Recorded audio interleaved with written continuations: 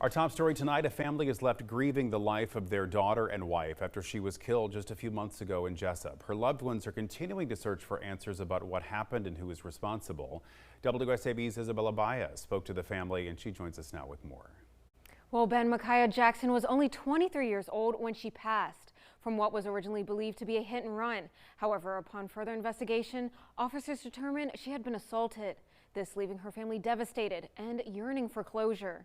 Want her case to become unsolved. It's a cold case because it shouldn't have to be and it don't have to be. On March 27th, Jessup police officers were called to the Highway 27 and Highway 169 area in reference to a person in the roadway. That person, 23-year-old Micaiah Jackson. She had been fussing with a person and they actually had got her to calm down, and she was supposed to stay at the girl's house and she was supposed to, sleep there. Jackson's mother, Sharita Cortland, says Jackson was walking and leaving a friend's house while on the phone with her when it went silent. Her mother living in Texas. Her wife, Kayana Smith, stationed in New York, doing all they can to figure out what was going on. She asked me to stay on the phone and I said, okay, I'll stay on the phone with you.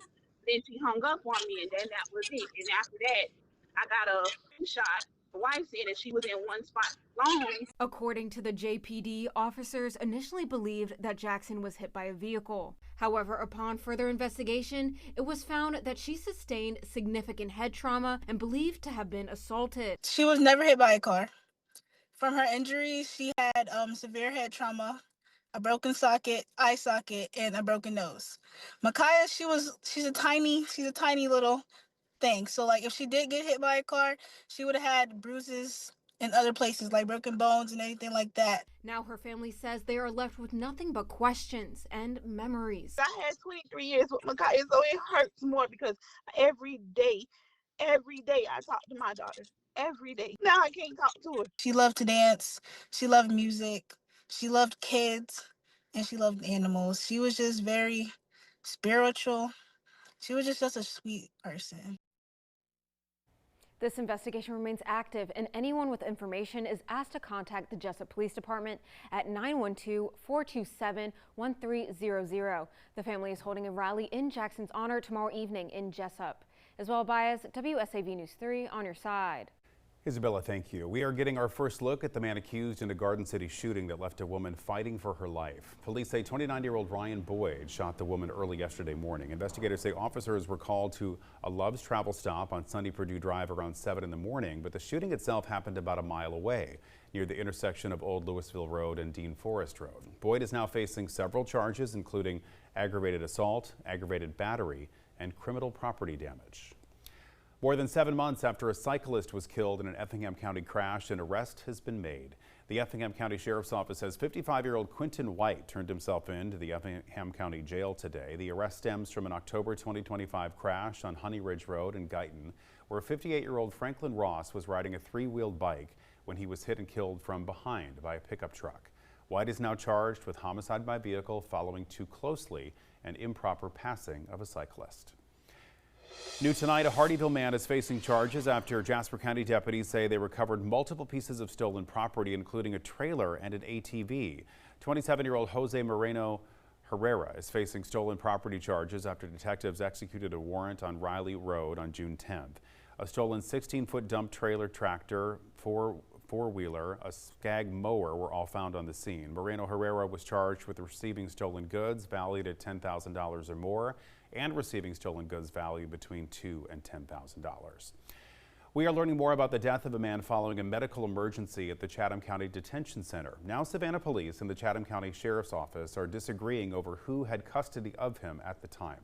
Body camera video shows Carlos Gutierrez being arrested by Savannah Police on November 18th of last year on charges of criminal trespass and obstruction of an officer.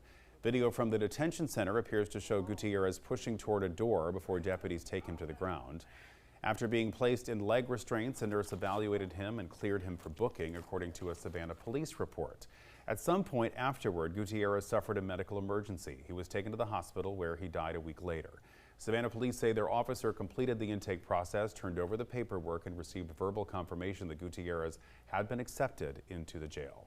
Notice false! Notice false! You accepted him or not accepted him?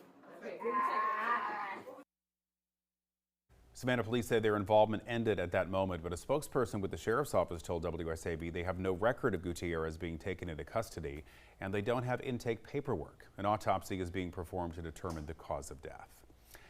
A happy ending tonight after days of searching in the marshes of Little Tybee Island. A dog that swam to the island following a house fire last weekend on neighboring Tybee Island has now been found safe after 6 days. Crews say the dog, known as Walker, was rescued this evening after an intensive multi-day search in the marshes near Little Tybee. Volunteers, drone operators, and boaters all working together to track the dog through difficult terrain and changing tide. Search teams used thermal drones to monitor movement, while boat crews and volunteers on foot closed in on his location. According to those involved, the dog was safely secured with a rope and brought on board a boat before being placed in a crate. Once on shore, Walker was reunited with his owners on the beach, a moment they say they had been hoping for throughout the search. He is now being transported to an emergency veterinary clinic to be checked for any injuries and dehydration after his time at the marsh. Hurricane season is underway, and now it is time to make sure your home is protected before a storm threatens our coast. Experts say many homeowners don't realize standard insurance policies may not cover one of the most costly types of storm damage. WSAV's Isley Herschel explains why flood insurance is so important. Hurricane Helene left over 200,000 homeowners in Georgia with damage, according to Governor Brian Kemp. It's not known how many of those homeowners had flood insurance. Without it, it can be difficult for families to recover. Insurance agent Pat Parker says basic hurricane insurance will help you out with wind damage, but it doesn't cover flooding. When hurricane season starts and you have the risk of hurricanes and therefore wind damage, but what often comes with that is rising waters from an outside source, which is the definition of flood. Flood insurance is offered by the Federal Emergency Management Agency, or FEMA, but Parker says rates have been increasing over the years. When I first got here, a maximum FEMA policy in a preferred risk zone was, let's say, $330 a year.